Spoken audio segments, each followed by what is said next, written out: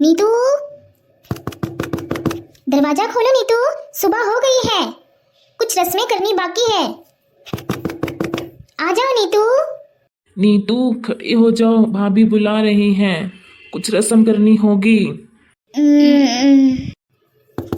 नीतू नहा धोकर नीचे आ जाओ, सारी मोहल्ले की औरतें आती ही होंगी। आज घर में तुम्हारा पहला दिन है तो रस्म करनी है। ए जी, सुनते हो तुम्हारी भाभी क्यों जगाने आ गई? क्या उन्हें नहीं पता देर रात हम सोए हैं?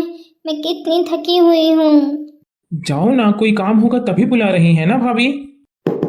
नीतू तुम आ जाना, मैं जा रही हूँ। हाँ भाभी, आ रही हूँ।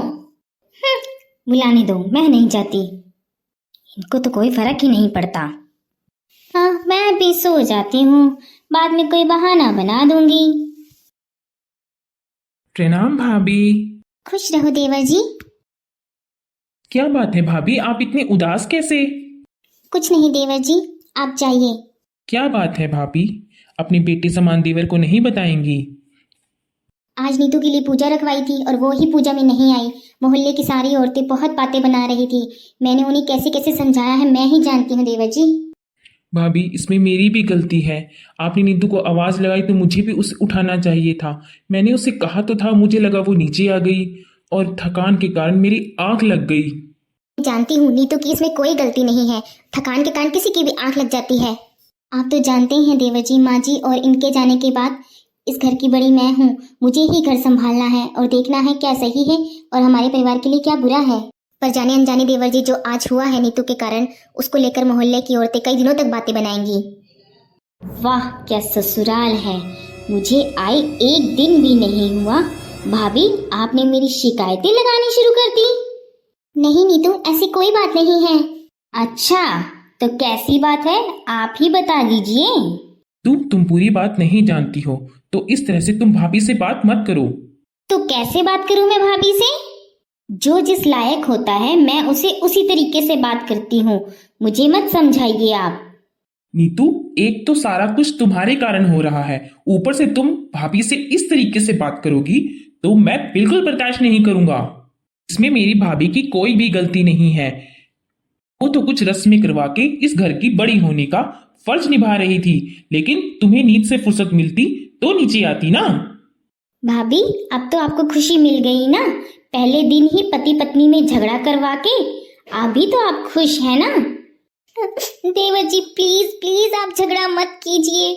नीतू की कोई गलती नहीं है, उसकी आंख लग गई थी। क्या बात है भाभी, हमारे बीच झगड़ा करवा के खुद आंसू बहाने लग गई। मैं नहीं जानती थी कि आप ऐसे निकलेंगी।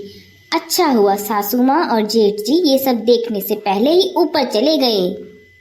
बस नीतू बस, अगर तुमने एक शब्द भी और बोला ना तो मेरे सब्र का बांध टूट जाएगा। मैं भाभी के बारे में एक शब्द और नहीं सुन सकता। मुझे नहीं पता मैं क्या कर बैठूंगा।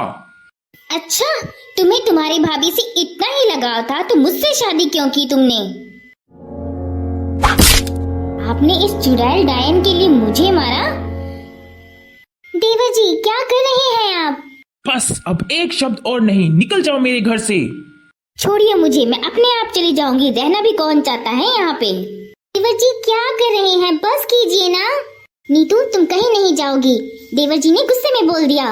नहीं, मुझे इस घर में अब नहीं रहना, मैं जा रही हूँ यहाँ से। पर नीतू मेरी बात तो सुनो। देवर जी जाइए, आप ही नीतू को समझाइए। देवर जी किसी गलतफहमी के चलते आप रिश्तों को ऐसे नहीं तोड़ सकते। बस भाभी, मैं उसे रोकने नहीं जाऊंगा। अगर वो जाना चाहती है तो उसे जाने दो। ये क्या कह रहे हैं देवर जी आप? कुछ भी कीजिए देवर जी, आप नीतू को मनाइए। भाभी आपने देखा ना वो किस बात को कहां से कहां लेकर जा रही थी। बस बहुत हो गया देवर जी, मेरी बात कान खोल के सुन लीजिए। अगर नीतू ये घर छोड़ के गई तो मैं भी इस घर में नहीं रहूंगी। उसने आपके बारे में कितना कुछ कहा, फिर भी आप उसी का पक्ष ले रही हैं। देखिए देवर जी, एक लड़की अपना घर छोड़कर आती है अपने पति के लिए। अगर नीतू को कोई गलतफहमी हो गई है तो आप बैठकर उसे समझाइए। मुझे पूरी उम्मीद है अगर आप प्यार से उसे समझाएंगे तो वो समझ जाएगी। देवर जी ये गलतफहमी के चलते अपनी जिंदगी को खराब मत कीजिए। देवर जी मैं मंदिर जा रही हूँ, जो मैंने कहा है वो आप याद रखना। नीतू तुम मत जाओ। क्यों न जाऊं मैं? जिसके भरोसे मैं यहाँ आई हूँ उसे ही मुझसे कोई मतलब नहीं, सिर्फ अपनी भाभी से मतलब है। तो क्या करूंगी मैं यहाँ रहकर? देखो नीतू, मैं तुमसे बहुत प्यार करता हूँ। हाँ, देख लिया मैंने तुम्हारा आज प्यार। नीतू, बस ये एक गलत फहमी है। अच्छा, जो हुआ मैं उसके लिए तुमसे माफी मांगता हूँ। तुमने यूं अचानक से भाभी के बारे में इतना कुछ बोल दिया तो मुझे बर्दाश्त नहीं हुआ। नीतू, वो सिर्फ मेरे लिए भाभी नहीं है, मेरी माँ समान है। उन्होंने भैया और माँ के जाने के बाद मुझे कैसे पाला है मैं ही जानता हूँ।